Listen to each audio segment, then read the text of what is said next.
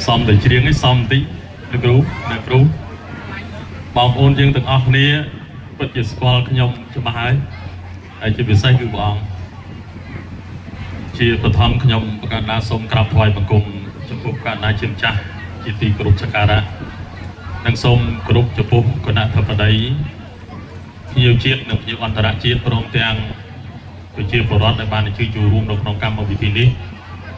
chỉ tì group rập an trong bát mô sim dân thá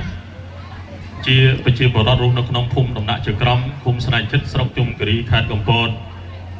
មានសមាជិកគ្រួសារចំនួន7រូប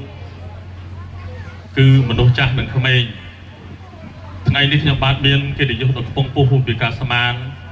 ដោយទទួលបានការអនុញ្ញាតអំពីគណៈអធិបតីបានអញ្ជើញចូលរួមធ្វើវត្តបង្ហាញពាក់ព័ន្ធជាមួយនឹងភូមិគ្មានផ្សែងនិងជីវិតពិតរបស់ខ្ញុំបាទរៀងរាល់ថ្ងៃជាប្រកបដីសូមជម្រាបជូនឲ្យបានជ្រាបថាប្រវត្តិនៃការប្រើប្រាស់ចង្ក្រានក៏ដូចជាការចម្អិនអាហាររបស់ខ្ញុំបាទនេះជាប្រពៃណីគឺពីដើមមកធ្លាប់តែប្រើអុសដែលមានផ្សែងហើយការប្រើអុសនោះក៏คล้ายទៅជាទម្លាប់ដែលធ្លាប់ក្នុងរយៈពេលកន្លងមកហើយប៉ុន្តែក្រោយមកដោយសារតែគ្រួសាររបស់ខ្ញុំបាទព្រមជាមួយនឹងសមាជិកគ្រួសារមានជំងឺឈឺភ្នែកជំងឺផ្លូវដង្ហើមជំងឺសួតរួមជាមួយនឹងជំងឺស្លេកស្លាំងហើយភ្លេចភ្លាំងវង្វេងវង្វាន់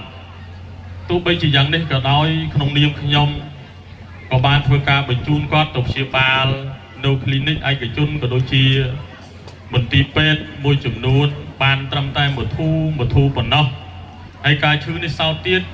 ខ្ញុំបាទមិនដឹងថាគាត់ឈឺនឹងផ្ដើមចេញមកពីអីពិតប្រាកដនោះទេ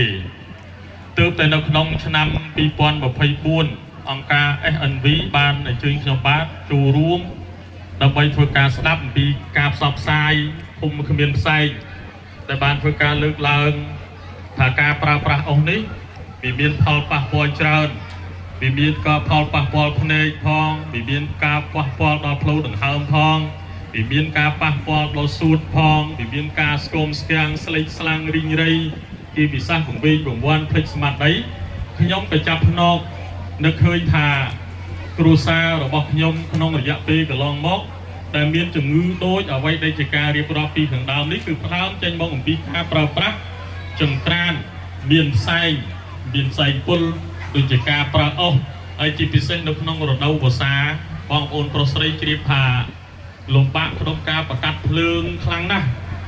ដោយសារអីដោយសារតែវាសើមប្រពេក